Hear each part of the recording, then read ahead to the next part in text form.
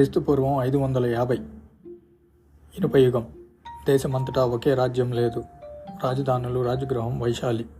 రాజు బింబిసారుడు రాజగృహంలో పాలిస్తున్నాడు. వైశాలిలో గణరాజ్యం. ముఖ్య భాష కోశలిపాలి. సామంత వ్యవస్థ.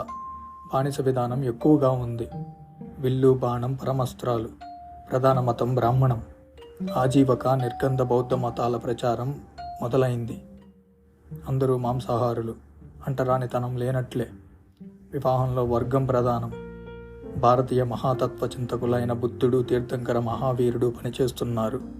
స్త్రీ పురుషులు ఉత్తరీయం పంచా ధరించేవారు. జుట్టుపై తలపాగా ఉండేది. ఇది క్రీస్తుపూర్వం 550.